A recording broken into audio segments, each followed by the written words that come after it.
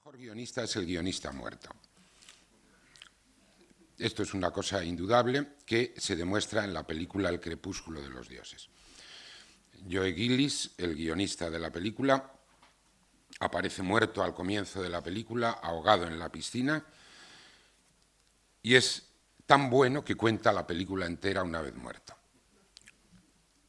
Por tanto, esa película de Billy Wilder demuestra que la mejor condición del guionista es la muerte, estar muerto, ahogado, boca abajo.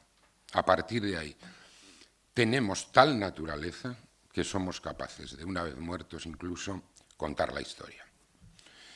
Bueno, esa era la historia de una actriz que se lió con el guionista.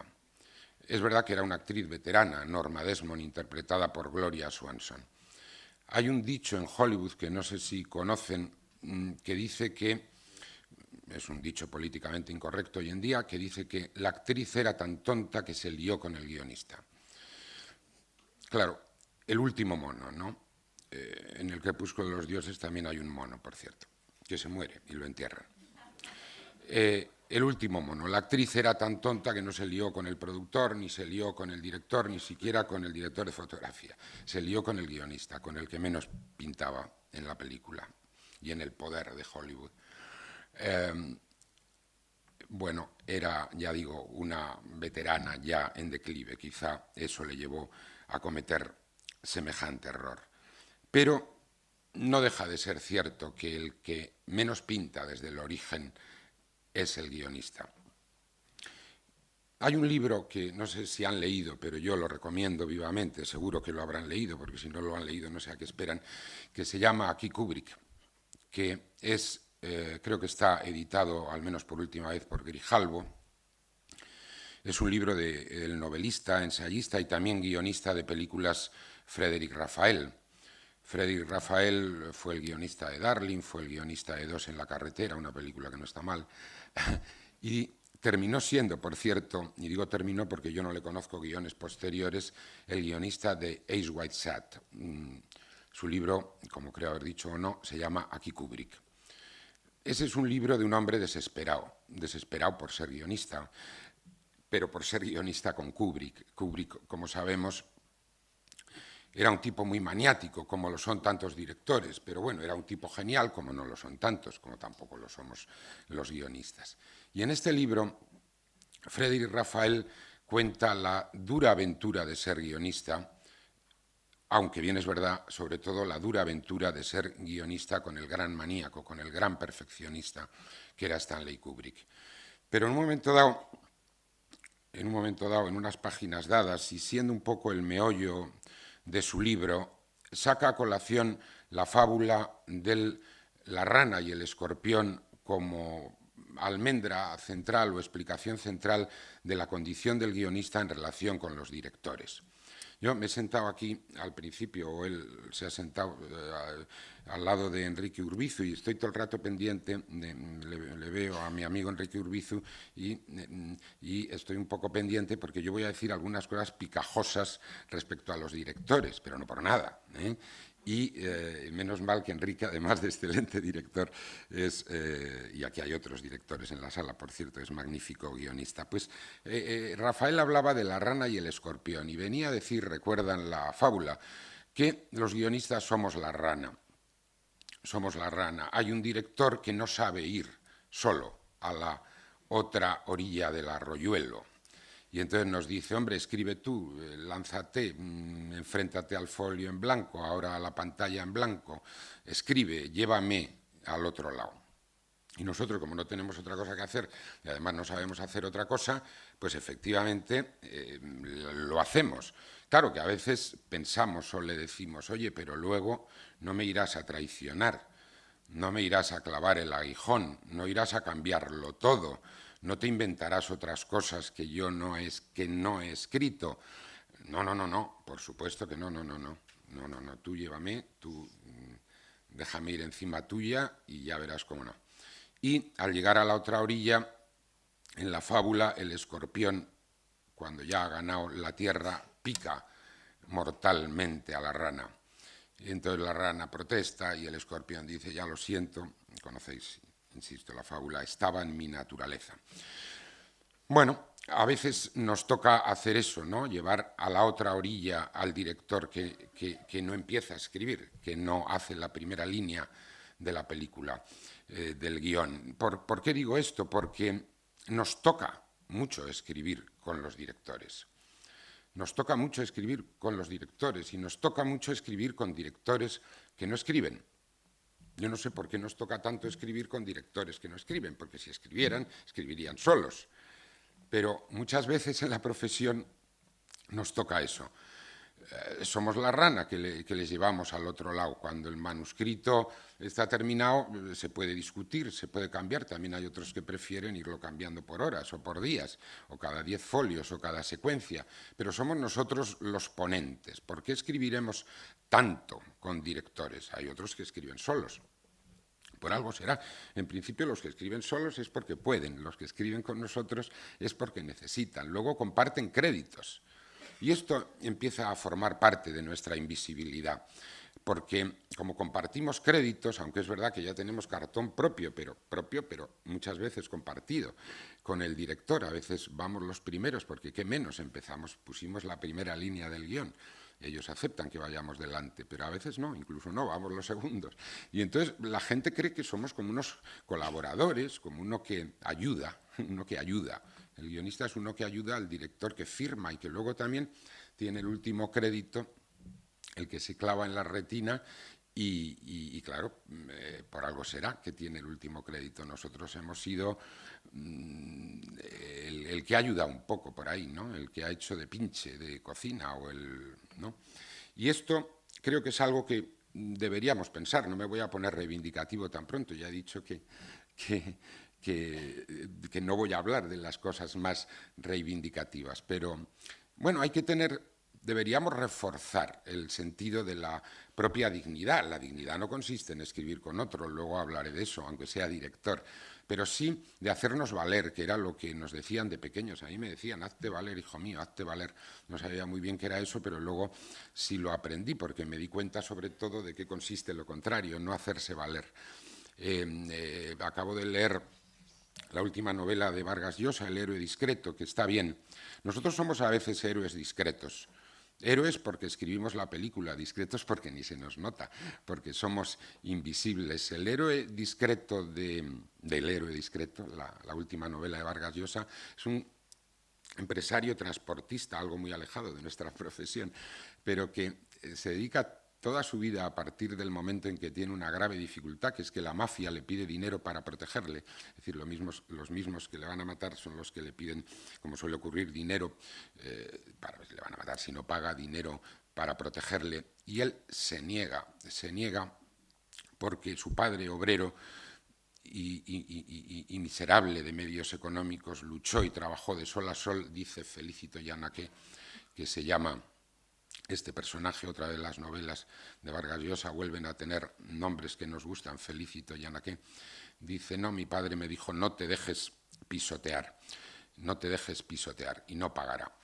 Nosotros no pagamos, pero a veces los directores nos quitan un pelín de dinero de las GAE porque firman los guiones con nosotros y entonces pues nos repartimos las pocas pelas o euros que hay para eso. Siempre hay euros en la siguiente entrega, no sé si os dais cuenta. En la primera todavía no hay suficiente, pero en diciembre ya habrá. Y creo que las cosas se nos torcieron un poco en dos momentos con relación a la visibilidad o la invisibilidad. En dos momentos. Uno fue desde el principio. Desde el principio. Las películas fueron de los productores, que tampoco es que fueran muy visibles, pero tenían la gloria del Vanity, no me viene, digamos, del Hollywood Reporter, pero quería decir la otra revista de Hollywood. Luego del Variety. Luego llegaron los directores, llegaron los actores, claro, y fueron los más visibles porque son los más visibles, claro, ponen la cara, y más que la cara, de modo que hasta ahí todo bien. Pero luego yo creo que la cosa se empezó a torcer todavía más. Para los guionistas, hubo dos momentos quizá. Uno yo creo que fue en general, ¿no? Porque claro, si meten a los guionistas estabulados en aquellas oficinas de Hollywood que hemos visto en las películas y hemos visto en los libros de memorias o de lo que sea, si pasamos a ser ya productores, es verdad que con un sueldo semanal, quien lo pillara, salvo en la televisión, yo no, ya digo, no entiendo mucho, creo que ahora en la televisión pagan por semanas, pero igual estoy profundamente equivocado. Pero a ellos les pagaban ahí por semanas, estabulados, con secretaria, máquina de café, máquina de agua, comedor colectivo. Bueno, pasaron a esa condición de producción obrera para los estudios.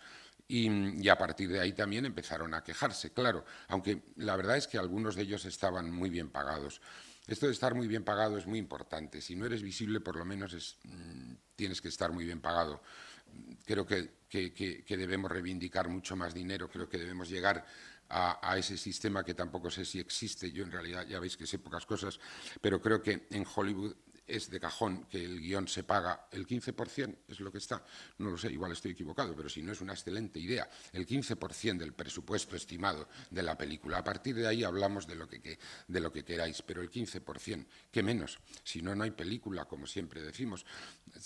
Si no, no se puede empezar. Empecemos por el 15%. Pero ya digo que se torció un poco allí, tanta gente estabulada escribiendo guiones. Y luego llegaron los escritores.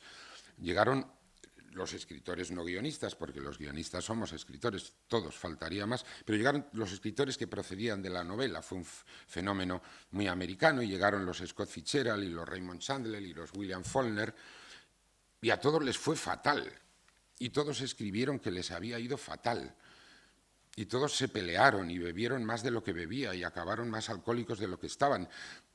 Esto es una mala propaganda para los guionistas que encima nos la endosaron los grandes escritores.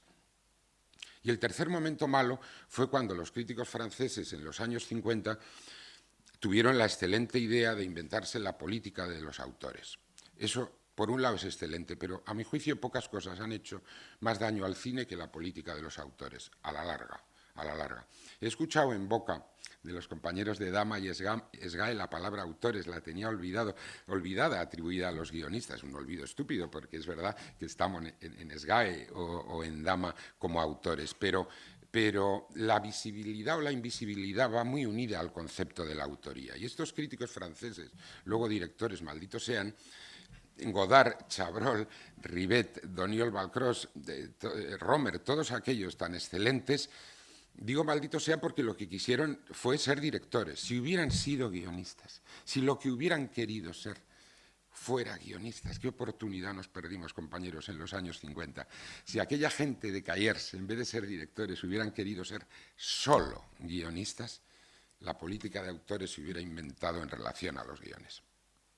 Pero querían dirigir películas y entonces también escribieron algunas y entonces la inventaron el concepto de autoría, clave de la visibilidad del creador en el cine aplicado a los directores. Y los directores se lo creyeron todos, los que lo merecen y los que no, porque en realidad aquella teoría de que el autor es el director como máximo responsable, como responsable final, lo cual es absolutamente cierto, que es el máximo responsable y el responsable final, tampoco necesitaba de un planteamiento teórico en el sentido de hacer la teoría y luego promover la práctica. Ya a mediados de los 50 ya había directores, autores, quizá por eso se les ocurrió, claro, a estos críticos. Eran personales las películas de algunos directores neorrealistas que habían roto con lo anterior. Era personal Eisenstein, o era personal Bergman, o era personal Renoir, eran autores. Lo que ocurre es que estos críticos lo que hicieron fue un todo a 100 del carné de la autoría aplicado a la dirección. Y esto no ha sido bueno para los guionistas, que se extendiera la idea de que solo el autor tenga las condiciones o no, solo el director es el autor. He hecho un libro este año, con perdón, he publicado, que se llama El banquete de los genios, y he tenido, en relación a Buñuel y a otros cineastas que ya saben, comieron juntos hace 40 años en Hollywood, en un homenaje a Buñuel, y he tenido ocasión de recordar, leyendo libros sobre ellos, el absoluto estupor con que algunos cineastas, grandes cineastas americanos, acogieron el concepto de autoría y el concepto de artistas. Es que no se lo creían ni Ford ni Cukor, entre los asistentes a aquella comida, ni Wilder, que empezó como guionista, por cierto, y fue guionista y es guionista, además de director. No se creían nada de esto, de la autoría, más gritaban los críticos franceses, a ellos les daba igual, decían que eran directores, realizadores, que eran gente que lo que tenía que hacer era una buena película para que fuera un buen negocio y para que la gente se lo pasara bien y seguramente les contrataran otra vez como directores, claro. O sea que también estos críticos franceses dieron carnes de autor ni al que no lo quería, ni al que ni siquiera lo necesitaba. Creo que sería bueno para nosotros que los directores fueran más visibles en lo que les es más propio. Propio les es todo, pero digo más propio, que es la puesta en escena, creo yo, ¿no? Esa es su tarea, es una grandísima tarea que tienen. Y si fueran más visibles en eso, todavía más, de lo que son como cineastas, como autores, igual nos caía algo a nosotros, en el sentido de que los críticos, que han aprendido muy poco en 100 años, y lo digo yo que también soy crítico, pues se ocuparían del lenguaje visual, del lenguaje de la puesta en escena, tendrían más que hablar de la labor de los directores, y ellos, a su vez, dieran más que hablar con su labor en la puesta en escena, y entonces igual mirarían hacia lo que también hemos hecho nosotros, porque la crítica, una cosa que hace es crítica de argumentos. Habla de las películas en función a sus argumentos y a las ideas, incluso a cosas que al final tienen que ver justamente con nuestro trabajo, si nos fijamos, porque, claro, la visión de la vida, las ideas, el argumento, la historia, claro, está en el guión. Y los críticos hablan de eso cuando hablan de las películas y hablan del director. Si el director fuera más visible en su puesta en escena, algunos quieren ser invisibles, y está bien, porque existe la puesta en escena invisible, como sabemos, pues ya digo, ellos a lo suyo y nosotros a lo nuestro. Pero hay esta confusión que no nos beneficia. El otro día vi una película que me parece extraordinaria, no sé qué pensarán cuando la vean, si es que no la han visto, una película reciente, no voy a poner un ejemplo ilustre, aunque esa película acabará, bueno, no se sabe, a inflación, no sé si acabará siendo ilustre, Prisioneros, no sé si la han visto. Se la recomiendo, de Denis Villeneuve. Es una película magnífica, un thriller sombrío, terrible, agobiante, francamente, que parte del secuestro de dos niñas. Y es una película de estas enferma, profundamente enferma, que solo los americanos pueden hacer de verdad, dado que tienen una sociedad tan enferma, según sabemos por el cine y por los periódicos, todos los días. El secuestro de una niña y el intento de venganza o de arreglar las cosas por su cuenta, tan propio del cine de Frisland, pues del padre de esa niña. Y a la salida comentábamos, nos encontramos con otro amigo del cine y comentábamos, y entonces varios comentarios iban hacia el guión. El guión es espectacularmente bueno, en mi opinión, buenísimo, por todo, por estructura, por dosificación, por cómo maneja las sorpresas de un modo razonable, sin ser efectista y sin ser, ya lo hemos visto, sino poco a poco. Es magnífico cómo está trabado todo, liado todo. Y alguien dijo, oh, qué lío en el sentido positivo, qué guión más bien armado, como si efectivamente, siendo el guión tan excelentemente armado, ahí estuviera toda la película. Y a mí se me ocurrió decir, porque lo pensé muy rápido, digo, sí, pero menudo trabajo el del director, menudo el trabajo el del tal Villeneuve. Porque yo vi claro, no sé qué pensarán ustedes cuando vean la película, que con ese guión se podía haber hecho una película totalmente distinta. Y seguramente, dado que esta película es muy buena, pues se podía haber hecho una película mucho peor. Si llega un director muy efectista, muy broncas, o que tiene la sensación de que tiene que causar impactos inmediatos en vez de acumular tensión, si no es tan sutil, si no mueve la cámara tan despacio a veces, si no crea tantos vacíos, si no alarga la película para que vaya quedando una... La película dura 2 horas y pico, a mí se me hicieron, nada, media hora, dura 2 horas 40 casi. Si no tiene esa concepción de la puesta en escena, la película sería otra cosa y sería mucho peor.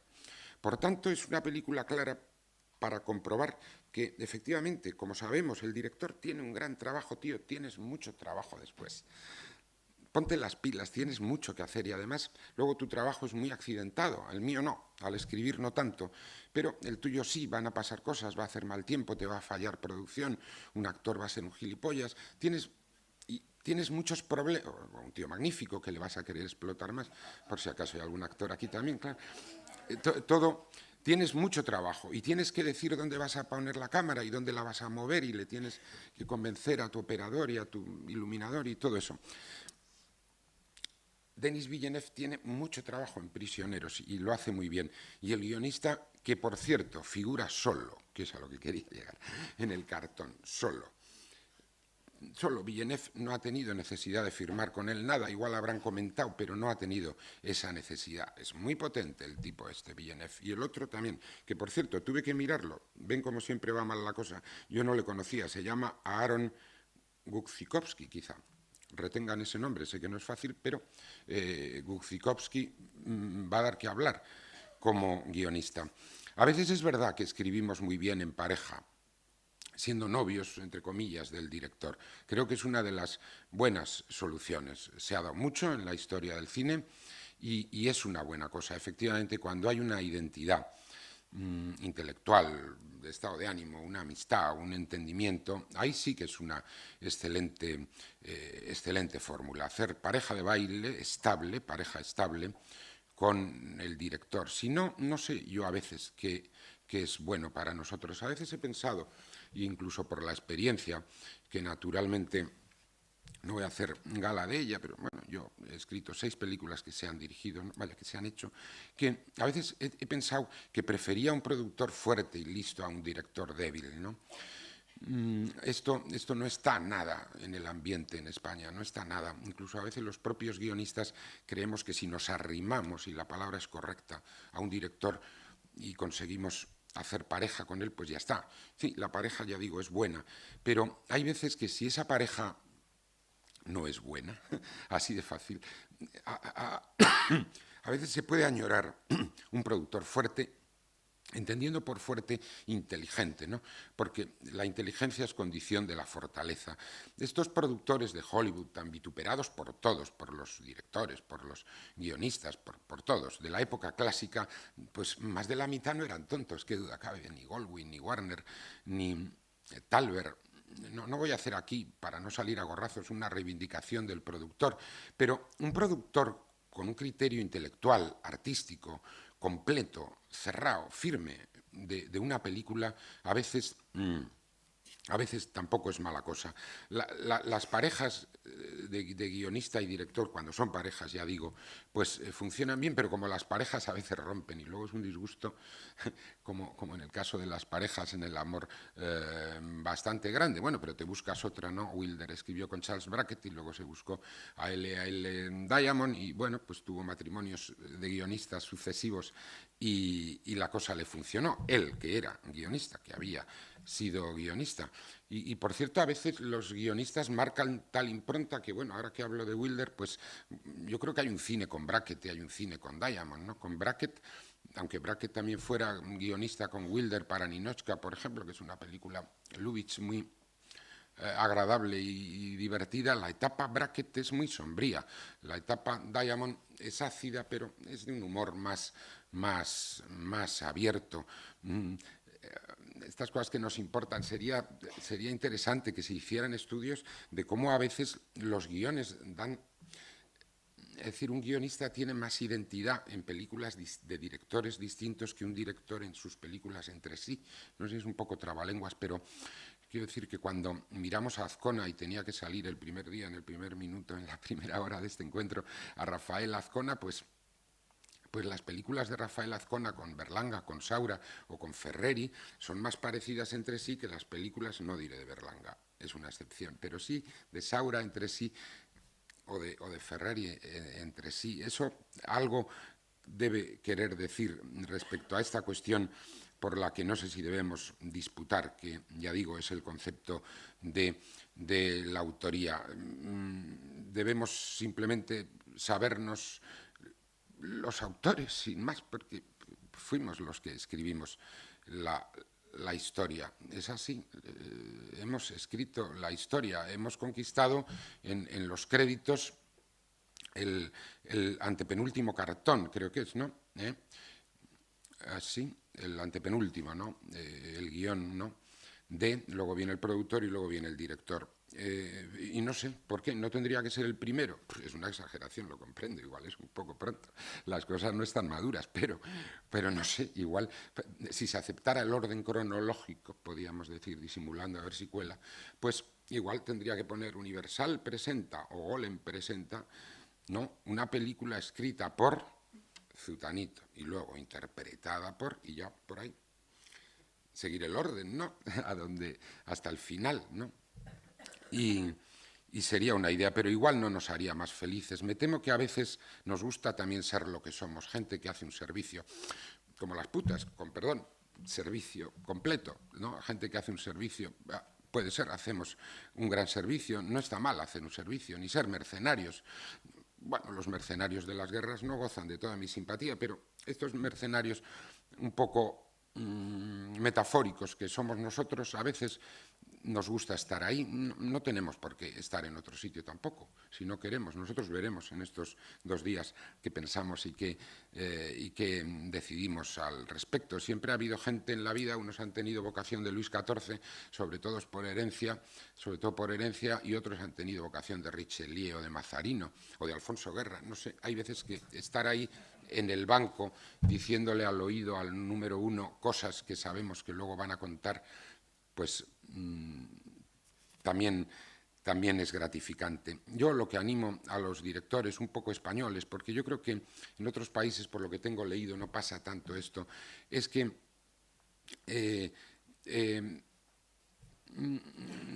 no sean a veces sin querer, un poco tan desdeñosos con el guión. Es más frecuente, según mi experiencia, leer a compañeros directores que dicen, bueno, para mí el guión es un borrador, para mí el guión es un esquema de trabajo, coño, pues háztelo tú. Digo, no, pues es un borrador, es un esquema de trabajo. Hombre, pues sí, claro que sí. Ha estado David Lynch en Madrid estos días, supongo que habéis leído algunas cosas muy interesantes que ha dicho. Con David Lynch muchas veces se piensa que algunas de sus películas, sobre todo las últimas, igual cosas de Mulholland Drive o de Inland Empire, pues no sé, tienen que ser improvisaciones, cosas que se le han ocurrido sobre la marcha. Un tipo como David Lynch ha dicho en Madrid, bueno, sí, claro que improviso a veces, pero el guión es muy importante, el guión me tiene organizada la cabeza, me tiene organizado el trabajo, dicho sea de paso, incluido el plan de trabajo. El guión es muy importante, a veces... Claro que me invento cosas sobre la marcha, y cómo no se las va a inventar, ¿vale? Naturalmente es el trabajo del director, no es lo mismo si llueve, si está nublado, si hace sol. Ya digo, si la actriz o el actor tiene un mal día, si de repente el escenario natural te enamora y dices voy a hacer algo más porque este es el sitio más bonito y qué bien estamos aquí. Claro que hay, pero... En España se oye demasiadas veces, lo he oído a muchos grandes, se lo he oído decir a Saura, ahora que no está aquí, se lo he oído decir que no está aquí en la sala, quiero decir, se lo he oído decir a Berlanga, que ese sí que no está aquí, y no, hombre, no, si tú tienes a Azcona, y yo creo que a Azcona hay que matarlo ya está muerto, ¿no? Pero creo que otra cosa que tenemos que hacer es decir más nombres, de hacernos más propaganda entre nosotros, compañeros, no hablar siempre de Azcona, que ya hablan todos de Azcona, parece que solo ha habido un guionista en España y no, ha habido muchos más y Azcona sin duda ha sido el mejor. Creo que ir terminando, pero no será porque quiera, porque estoy un poco así enrollado, será el café de la mañana, pero hay que terminar. Yo lo que creo es que, voy a decir lo contrario que dije al principio, el mejor guionista es el guionista vivo. Y espero que estemos reunidos aquí para estar vivos, para discurrir, por tanto, para pensar, para imaginar, para protestar, y para no llorar, que eso era una cosa que tenía apuntada antes. Creo que ser llorica no es bueno. A los lloricas no les hace caso nadie, ¿no? A los que protestan con energía y se plantan, sí, pero a los lloricas no os invito y me invito a mí mismo, aunque no sé si he cumplido con esto, a no ser llorica. El llorica enseguida va a un rincón, se le hace invisible enseguida, porque es un tostón tener un llorica en la habitación y siempre va a parar a otro cuarto o a un rincón. No seamos lloricas, eso sí, ya digo, el mejor guionista es el guionista vivo, y estar vivo pues a veces es tener una libretita de estas donde están las ideas y no las conferencias. Gracias.